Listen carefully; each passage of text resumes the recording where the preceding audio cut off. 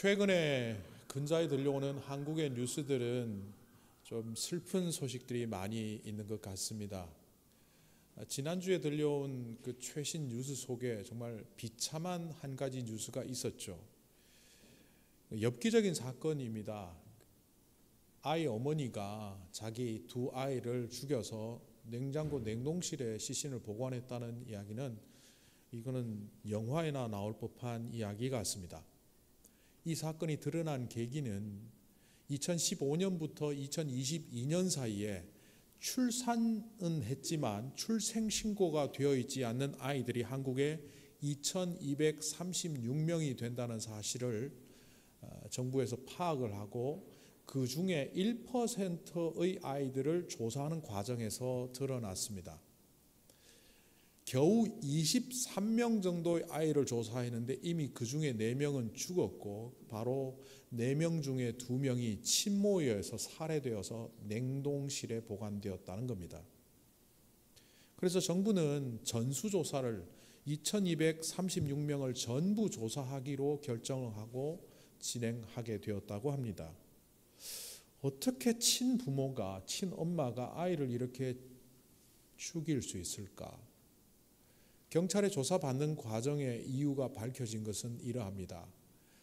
이미 3명의 아이를 키우고 있고 경제적으로 가정이 너무나 어려워서 4번째 태어난 아이는 병원에서 태어나고 그 다음 날 집에서 죽였고 5번째 태어난 아이는 병원에서 나와서 병원 인근 건물에서 태어난 날 죽였다. 그리고 냉동실에 보관했다. 이게 2018년, 2019년에 일어나는 사건인데 작년에 이사하면서도 그 시신을 냉장고에 담아서 왔다는 것은 참 엽기적입니다. 그런데 우리가 주목할 것은 이 부모들의 사고방식입니다. 경제적으로 어렵기 때문에 아이 한둘을 죽일 수밖에 없었다. 한 가정에 모진 사람의 이야기라고는 하지만 사회학자들의 분석에 의하면 이것은 물질 만능의 돈이면 다 된다는 한국 사회의 아주 악한 풍토가 그 가정을 악마처럼 변모시켰다 이렇게 분석이 되어지고 있습니다. 저도 그 사건을 보면서 생명보다 소중한 것이 없는데도 불구하고 생명보다 돈을 더 소중하게 여기며 그 돈을 최고의 가치로 두고 있는 그 악마적 가치관이 이 엄마 그리고 부모의 눈을 가렸다 이렇게 보여집니다. 두 번째 뉴스는 바로 최근은 아니고 몇 달 전 뉴스인데 지금 계속 그 자료들이 나와서 제가 이것을 보며 많이 슬퍼하고 있습니다. 한국 기독교의 쇠락이 눈에 띄는 그런 조사 결과들이 계속해서 나오고 있기 때문입니다. 한때 기독교 인구가 정점을 이룰 때 기독교는 한국 인구의 23% 그리고 1000만에서 1200만 명의 교인이 있는 큰 교단 그리고 종파로 알려져 있었습니다. 그것이 또 한국교회의 자랑이기도 했습니다. 한국에 있는 목사들과 친구들과 가끔 연락을 할 때 요즘 한국 교회가 인원이 얼마나 되는 것 같아 라고 할 때 그 정보들을 통해서 추산할 수 있는 숫자는 600만 명이었습니다. 과거 10년 전, 15년 전 정점에 이르렀던 때보다 반토막 정도 나 있을 거다. 근거가 없어서 제가 자료를 찾아보니까 2022년 2월부터 11월 근 1년 동안 한국갤럽에서 대면 질문을 통하여 전화가 아니라 대면 질문을 통하여 대면 조사한 종교분포 조사 결과가 나왔고 그 나온 것들을 분석한 자료들이 최근에 나오고 있습니다. 거기에 보면 기독교인 비율은 전체 인구의 15%, 전체 인구를 곱해보면 771만 명입니다. 그런데 그 자료 말고 한목협이라고 그 기관에서 조사한 기독교인을 대상으로 조사한 것 중에 작년의 자료를 보면 교회에 출석하지 않고 자칭 그리스도인이라고 하는 이른바 가나안 성도들이 전체 기독교인의 29%에 이른다고 합니다. 771만 곱하기 29% 하면 226만 명이 나옵니다. 그러니까 정기적으로 예배를 드리며 교회에 출석하는 사람들은 771만 빼기 226만 하면 545만 명입니다. 그러니까 이것도 넉넉하게 잡은 숫자이기에 지금 이미 500만 명도 붕괴된 것으로 보입니다. 기독교인 수가 반토막은커녕 반의 반토막 나는 쪽으로 가고 있는 이런 한국교회 현실을 보면서 분석하는 많은 자료들은 이런 이야기를 합니다. 코비드가 와서 한국교회에 치명타가 왔다. 잘못 분석한 겁니다. 이미 쇠락하던 한국교회가 코비드라는 치명타를 맞아 가속화되었을 뿐 이미 교회는 쇠락해져 가고 있습니다. 영적인 생명에 대한 무관심, 무가치함이 점점 빨라지고 있던 그 시대에 코비드는 그것을 가속화시켰다는 겁니다.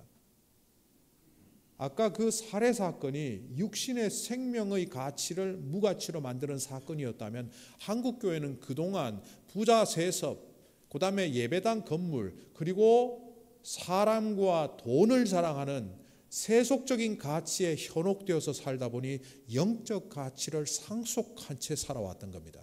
그 결과 한국교회는 쇠락해져 가고 있습니다. 세상 사람들에게 돈이라는 것이 눈을 가리고 교회는 세속적인 성공을 바라보는 그것이 눈을 가려 생명의 가치도 영적인 가치도 상실한 채 살아가는 한국 교회와 한국 사회의 모습은 우리를 참 슬프게 합니다. 그런데 오늘 말씀을 보면 그 두 케이스와 달리 밝은 눈을 가진 사람들이 등장합니다. 더러운 것으로 가리워져 진짜를 보지 못하는 앞의 사례들과 달리 이들은 맑은 눈과 밝은 눈으로 주님의 비밀을 보고 있습니다. 오늘 말씀에 그것을 목격한 예수님께서 성령으로 기쁨에 차서 이렇게 말씀하고 계십니다. 하늘과 땅의 주님이신 아버지, 이 일을 지혜 있는 사람들과 똑똑한 사람들에게는 감추시고 철부지 어린 아이들에게 드러내 주셨으니 감사합니다. 여기에 언급되어 있는 정확히 모르는 철부지 어린 아이들이라는 사람이 밝은 눈으로 하나님의 비밀을, 주님의 비밀을 보고 있다고 합니다. 이 철부지 어린 아이들이라고 묘사된 헬라어 단어는 한 단어입니다. 네피오스라는 말의 복수인 네피오이스라는 말이 쓰였는데 이 네피오스라는 말은 문자적으로 infant, 젖먹이라는 뜻도 있고 child, 어린아이라는 뜻도 있고 혹은 나이값 못하는 철부지라는 뜻도 있습니다.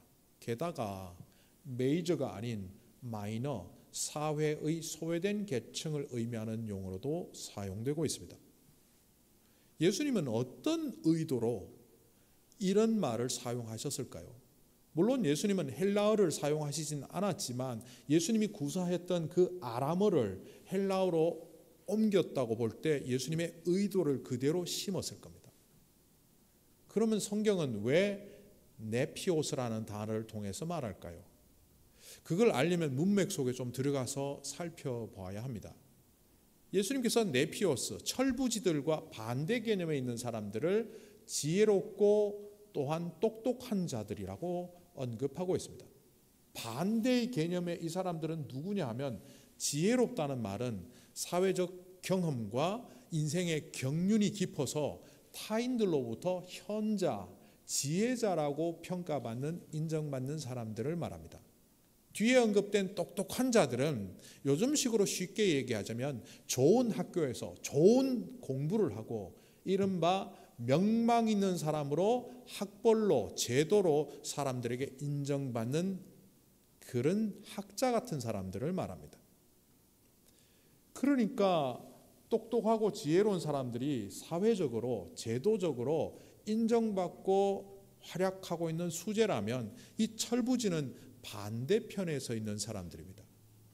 얼핏 예수님의 제자들은 초기에 하층민들 중심으로 이루어졌고 세상적으로 교육을 많이 받은 사람들도 아니었고 그들은 소위 별 볼 일 없는 사람들로 구성되었기 때문에 그래서 예수님의 제자들을 어린아이라고 표현했지만 이것은 나이가 어리다는 뜻이 아니라 사회적으로 별로 인정받지 못하는 똑똑하지 않은 사람들이란 의미로 네피오스라는 단어를 사용했다 이렇게 볼 수도 있습니다.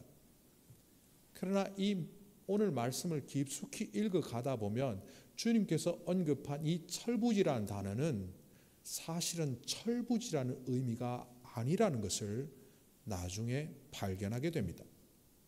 어쨌든 이 말씀을 읽으면서 두 가지 질문이 나옵니다. 그들이 보았던 것이 무엇일까? 예수님께서 이렇게 강조합니다. 전대의 왕들도 예전에 있었던 위대한 선지자들도 보지도 듣지도 못한 것을 너희들은 보고 들었다라고 말합니다.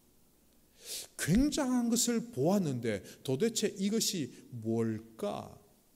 두 번째 질문은 왜 그 똑똑하고 현자 같은 사람들이 아닌 이 사회적으로 약자이고 어떻게 보면 무능력해 보이는 네피오스 그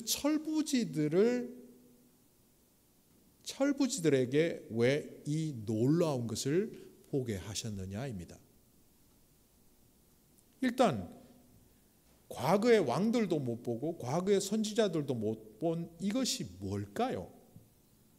오늘 말씀에 보면 너희가 들은 바, 본 바 막연하게 말하기 때문에 이게 정확히 뭔지 모릅니다.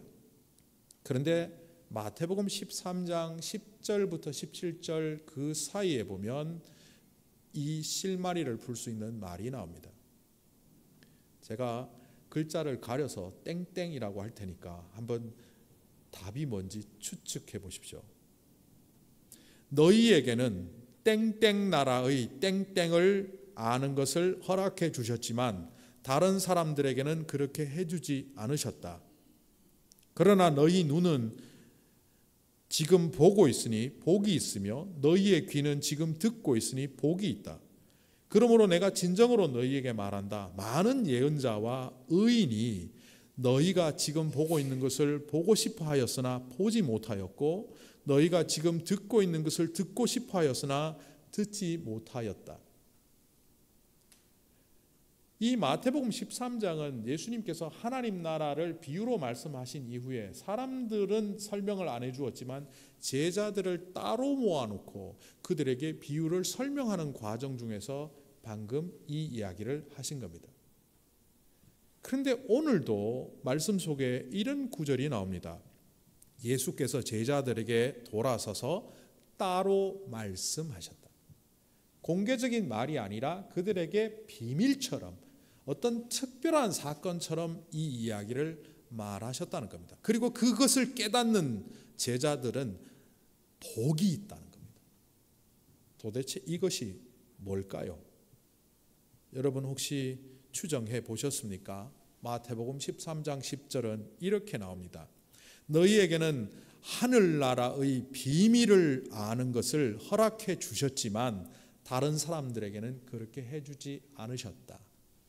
하나님 나라의 비밀이군요.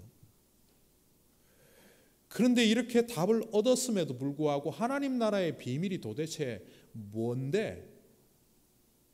그것을 혹 알고 있더라도 뭐 하나님 나라의 비밀은 구원받아서 하나님 나라 들어가는 거 그건가? 하나님 나라에 대하여 니고데모와 대화를 나눈 장면이 요한복음 3장 3절 이하에 나옵니다. 예수님께서 이렇게 말씀하십니다. 누구든지 다시 나지 않으면 거듭나지 않으면 하나님 나라를 볼 수 없다. 이 얘기를 듣자마자 니고데모는 생뚱맞은 말을 합니다. 이 나이에 제가 엄마 뱃속에 다시 들어가야 됩니까? 이런 어처구니 없는 말을 질문하는 그에게 예수님은 다시 이렇게 말씀하십니다. 내가 진정으로 너에게 말한다. 누구든지 물과 성령으로 거듭나지 아니하면 하나님 나라에 들어갈 수 없다. 니고데모의 어처구니 없는 질문은 삭제하고 예수님의 두 이야기를 연결해서 한 문장을 만들면 어떻게 됩니까? 거듭나지 않으면 하나님 나라를 볼 수 없다. 물과 성령으로 거듭나지 않으면 하나님 나라에 들어갈 수 없다. 결국 거듭나는 사람은 하나님의 나라를 볼 수 있게 되고 그 바라봄으로 인하여 결국 들어가게 된다는 말입니다. 제가 조금 과격한 표현이라고 하면서 이런 이야기를 한 적이 있습니다. 이 땅에서 하나님 나라를 경험하지 못한 사람은 천국에 들어가기가 어렵다. 바로 이 이야기입니다. 하나님의 나라를 이 땅에서 목격하고 경험하고 하나님의 나라에 대한 체험이 있는 사람만이 하나님 나라에 들어갈 수 있다는 겁니다. 이 땅에서 내 마음대로 살고 내 뜻대로 살다가 예수 믿습니다, 그 한마디로 딸랑 천국에 들어간다는 그런 것은 복음이 아닙니다. 성경은 그렇게 가르치지 않습니다. 그런데도 불구하고 교회는 지금까지 그렇게 가르쳐오는 과오를 저질렀습니다. 그 과오의 결과 한국교회는 쇠락하고 있고 세상으로부터 지탄받고 있고 심지어는 교회 안에서 썩어 문드러지는데도 불구하고 그것을 모른 채 살아가고 있습니다. 2010년에 프린스턴 대학 신학교의 교수였던 켄타 딘이라는 교수가 책을 하나 내었습니다. Almost Christian. 그 부제를 보면 이렇게 되어 있습니다. What the face of our teenagers is telling the American church. 미국에 있는 10대들의 신앙을 조사하고 그 조사 결과를 책으로 쓰면서 타이틀을 Almost Christian이라고 했습니다. 여러분, Almost Christian은 크리스찬입니까? 아닙니까? 켄타딘 교수는 그 책에서 이렇게 말합니다. Almost 크리스찬들은 하나님이 세상을 창조하셨다는 것을 믿는다. 하나님의 사랑도 믿는다. 선하고 착하고 공의롭게 살아야 된다는 것도 알고 있다. 그런데 이것이 다른 종교에도 있다고 말을 한다. 그들은 다 알고 믿는데 자기의 가장 큰 인생의 목적은 자신이 행복하고 자신이 잘 사는 것, 그것이 초점이다. 이게 미국의 10년 전, 20년 전 티네이저들의 신앙을 연구하고 조사한 결과로 나온 결론입니다. 그들은 늘 자기 중심에 자신을 두고 있고 하나님이 계시기는 하지만 자신들의 삶에 관여하기를 원치 않고 심지어 자기가 필요할 때는 무조건 하나님이 달려와줘야 되는 그런 하나님을 믿고 있다. 그리고 그들은 착한 사람이 죽으면 예수님을 잘 안 믿어도 천국 들어갈 수 있다고 믿고 있고 하나님도 믿지만 세상에서 가르쳐주는 좋은 교훈들도 하나님과 동급으로 믿고 있다. 이거 기독교입니까? 아닙니까? 기독교 아닙니다. 명확하게 그는 기독교인이 아니다라고 책에서 규정은 하고 있지 않지만 그가 언급하는 여러 내용들을 읽어보면 Almost Christian은 기독교인이 아니다라고 켄타딘 교수는 말하고 있습니다. 그런데 그는 그것보다 정말 더 중요한 이야기를 그 책에서 합니다. 티네이저들의 신앙을 비평하려고 조사한 것이 아니라 그들이 이렇게 제대로 된 신앙인이 되지 못한 이유는 교회가 그리고 가정이 Almost Christian을 가르쳤기 때문이다. 거의 크리스찬. 어떤 사람이 식사를 하고 있는데 식사 다 했어? 그런데 거의 다 했어. 이건 다 했다는 말입니까? 아직 먹고 있다는 말입니까? 먹고 있다는 말이잖아요. 거의 크리스찬이란 말은 크리스찬이 아니라는 말입니다. 그런데 우리는 거의 크리스찬처럼 살아가고 있어요. 그런데 이 이야기는 2010년도 책에 처음 언급된 것이 아닙니다. 이미 예전에 이 이야기는 나왔습니다. 저는 이 거의 크리스찬이라는 책을 읽으면서 한 가지가 떠올랐습니다. 사람들은 이렇게 생명의 가치를 잃어버리고 전도해야 될 때 전도도 안 하고 예수 그리스도를 선포해야 될 선포도 하지 않고 자기의 이익, 내 체면, 그냥 내가 행복하게 살고 예수 믿고 천국 가면 되지 이런 마인드로 살아가다 보니 어느새 almost 크리스찬이 되었는데도 불구하고 모른 채 살아간다는 것. 그 이야기는 For Whom the Bell Tolls라는 유명한 소설의 제목을 떠올리게 해주었습니다. 우리말로 누구를 위하여 종을 울리나라는 해밍웨이 소설의 제목인데 사실 이거 번역 잘못한 겁니다. 이 톨이라고 되어 있는 이 종은 조종입니다. 조종. 17세기에 살았던 영국 성공의 신부였던 존 존이라는 사람이 이게 명상을 하고 남긴 그 명상록 속에 나오는 문구를 해밍웨이가 인용을 한 겁니다. 17세기에 많은 사람들이 전염병으로 죽었습니다. 성직자로 있던 이 존도 가서 늘 종을 쳤습니다. 혹은 다른 사람이 치는 조종을 들었습니다. 오늘 마을에 또 한 사람 전염병으로 죽었구나. 땡땡. 그냥 조종이 울리면 또 죽었나 보다. 그러고 살았다는 거예요. 그런데 어느 날 이 존 신부가 자기가 전염병에 걸려서 병상에 누워서 죽을 날을 기다리고 있는데 누군가 죽었다고 조종이 울리는 겁니다. 그때 그가 기도하며 명상했던 것을 이렇게 남겼습니다. 좀 길지만 제가 읽어보겠습니다. 어느 사람이든지 그 자체로 완전한 섬은 아닐지니 오늘 인간이란 대륙의 한 조각이며 또한 대륙의 한 부분이라 만일 흙덩이가 바닷물에 씻겨 내려간다면 유럽 땅은 또 그만큼 작아질 것이며 어느 항구가 그렇게 되더라도 마찬가지이고 그대의 친구 혹은 그대 자신의 영지가 그렇게 되더라도 마찬가지다. 어느 누구의 죽음이라 할지라도 나를 감소시킨다. 이게 무슨 말이냐 하면 무심코 지나가는 그 사람들의 죽음이 사실은 나에게 다 연결이 된다는 겁니다. 나라고 하는 존재는 인류 속에 포함되어 있는 존재이기 때문이다.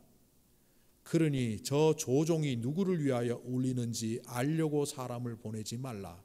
그 조종은 바로 그대를 위하여 울리는 것이기 때문이다. 그전에는 무심코 들었던 그 조종이 자기가 전염병에 걸려서 병상에 죽을 날을 기다리며 누워 있으면서 들으니 그 종이 사실은 다른 사람의 죽음을 알리는 종인과 동시에 자신의 죽음을 알리는 종이라는 것을 깨달았다는 겁니다. 그래서 For whom the bell tolls는 누구의 죽음을 알리는 종소리인가라고 번역하는 것이 맞습니다. 우리는 하나님의 나라의 비밀을 알고 있다고 하지만 마치 아무 상관없는 조종 듣듯이 그러고 있죠. 복음을 전해야 된다는데 별로 필요성을 느끼지 못하고 나에게 손해가 된다면 당장 하지 않습니다. 징기스칸과 매의 이야기 아시죠? 그게 실화인지 지어낸 이야기인지 모르지만 그 이야기는 우리에게 감동을 주죠. 사냥터를 떠돌다 목이 말랐던 징기스칸은 돌틈에 솟아난 물을 모아서 나뭇잎으로 떠서 마시려고 했죠. 첫 번째 시도를 할 때 사랑하는 매가 쪼아서 쏟아버립니다. 두 번째 또 합니다. 화가 납니다. 칼을 뽑아 들었습니다. 세 번째 떠서 마시려고 하는데 또 쏟아버리니 매를 죽였습니다. 매가 왜 이러나 하고 잠시 그 물이 고여서 흘러내려오는 바위 위에를 보니까 지독한 독사가 죽어 있었고 그 독이 그 물에 퍼져 있다는 사실을 알게 되었습니다.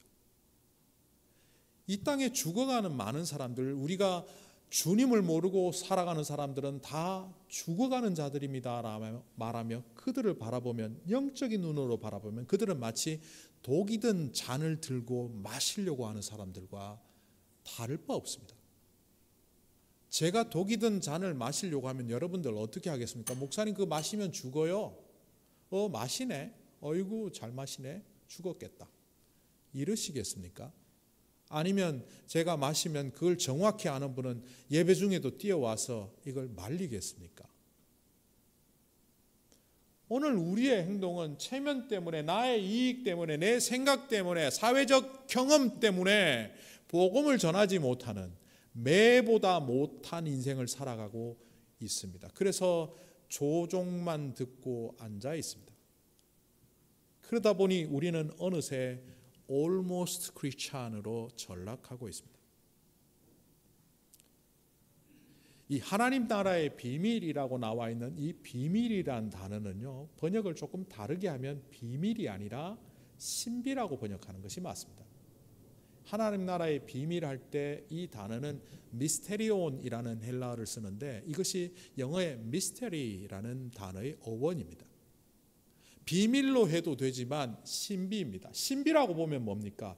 똑같은 것을 보았음에도 불구하고 어떤 사람은 그것을 신비롭게 바라보는 반면 어떤 사람은 그것을 아무것도 아닌 것으로 보는 것이 바로 미스테리, 신비입니다.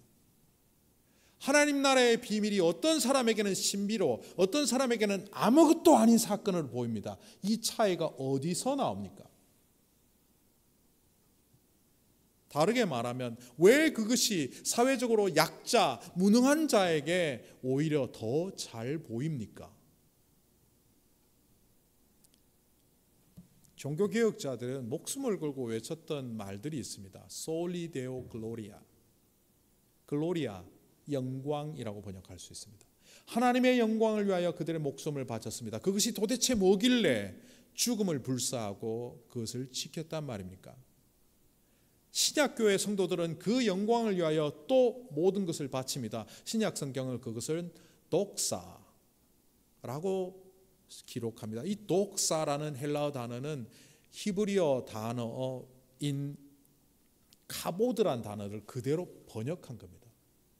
카보드는 영광, 명예로움이라고 번역되기도 하지만 그 동사를 따져보면 카바드, 무겁다, 부담을 지다라는 동사로부터 나온 단어라는 것을 알게 됩니다. 그래서 그 카보드란 단어를 다시 한번 사전에서 찾아보면 burden, 부담, 짐이라는 뜻이 있다는 걸 알게 됩니다. 예수님께서 우리를 향하여 세상의 무거운 짐 다 내려놓고 내 짐을 지라고 말합니다. 수고하고 무거운 짐진 자들아 다 내게로 오라 내가 너희를 쉬게 하리라. 요거는 전반의 도입 부분이고 예수님께서 정말 하시고 싶은 이야기는 내 짐은 쉽고 가벼우니 이 짐을 지고 가자고 하는 뒤에 말하는 것이 핵심입니다. 그런데 왜 짐을 지라고 할까요? 나를 따라오려거든 자기를 부인하고 자기 십자가를 지고 따라오라. 왜 십자가라는 부담을 우리가 져야 할까요? 그래야만 진정한 하나님의 영광에 동참할 수 있기 때문입니다. 그래야만 하나님의 나라의 신비로움이 우리에게 체득되기 때문입니다. 여전히 우리는 자기중심적으로 내가 인생 행복하게 살기 위해서 하나님을 조종하는 믿음으로 almost 크리스찬으로 살아가고 있다면 우리에게 하나님 나라는 귀찮은 겁니다. 이해되지도 않습니다. 전하고 싶지도 않습니다. 그냥 죽어서 천국 가면 되지 그 정도 얕은 생각밖에 없게 됩니다. 결국 이 철부지들은 누굽니까? 사회적으로 약자, 능력 없는 자라는 의미도 있지만 이 철부지는 다르게 말하면 계산하지 않는 자입니다. 지혜롭다, 똑똑하다 그 부류들은 늘 계산하며 살아갑니다. 어떤 게 내게 더 유익할까? 이득이 될까? 어떤 게 더 좋을까?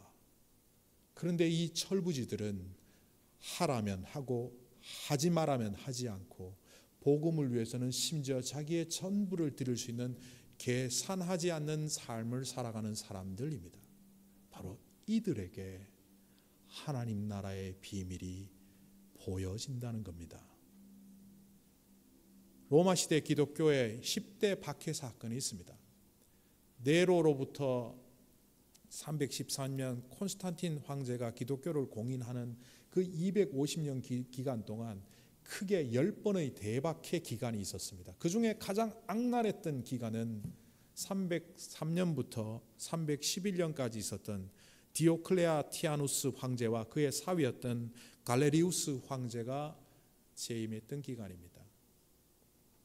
이때를 교회 사가들은 교회가 무너지고 성경이 불태워지고 모든 기독교인이 공직에서 권리에서 정지되고 쫓겨나고 심지어 기독교인 지도자들은 이신교의 신전에 제물로 바쳐지는 사건이 있었던 박해기간이라고 합니다. 사실 디오클레티아누스 황제는 초기에 친기독교적이었습니다. 그래서 왕궁에 그의 신복들 중에 기독교인들이 많았습니다. 그런데 그가 돌아서면서 그의 신복들을 다 죽이기 시작합니다. 그런데 그 순교자의 가족들이 디오클레티아누스와 갈레리우스 황제를 위해서 기도를 합니다. 오히려 그들을 박해했음에도 불구하고 갈레리아누스를 위하여 기도하는 것에 갈레리아누스 황제의 마음이 바뀝니다. 또한 그렇게 죽여도 변하지 않는 그들 안에 있는 이해할 수 없는 무언가를 그는 진짜의 이상으로 보았습니다. 그리고 그는 그의 문서에 이렇게 기록합니다. 내가 그토록 박해하였음에도 불구하고 꿋꿋이 지조를 지키는 기독교인들의 그 마음, 나는 그것이 내 마음을 감동하게 한다. 내가 그들을 그렇게 가족을 죽이고 박해했음에도 불구하고 그 유가족들은 오히려 나를 위하여 기도하는 것을 나는 고마워한다. 그래서 이제 나는 박해를 그만둔다. 그리고 311년 그는 기독교의 우호적인 칙령을 발령하고 그 칙령이 결국 2년 후 콘스탄티누스의 밀라노 칙령으로 이어지게 됩니다. 황제의 박해 사건 속에서도 오히려 그 황제를 위하여 기도하는 속없는 사람들, 계산하지 않는 사람들이 제국을 뒤집었습니다. 똑똑하고 계산 빠른 사람들은 그때 교회를 떠났을 겁니다. 그들을 통해서는 살아있으나 죽은 것과 같은 삶이 된 반면 이 죽어가는 것을 각오했던 사람들을 통해서는 오히려 죽으나 살아있는 자로 살게 된 겁니다. 하나님께서 우리를 통하여 무엇을 보느냐 물으십니다. 주님은 제자들이 올바른 것을 볼 때 복되다 기뻐하셨습니다. 세상의 것이 우리의 눈을 가리는 이 험악한 세상에서 세속적 가치가 교회의 눈을 가리는 이 엄음한 세상 속에서 우리는 과연 무엇을 보고 있습니까? 우리는 almost 크리스찬입니까? 아니면 전적인 헌신 있는 크리스찬입니까? 세상은 우리를 바꿀 수 없습니다. 그러나 하나님은 우리를 통하여 세상을 바꾸실 수 있습니다.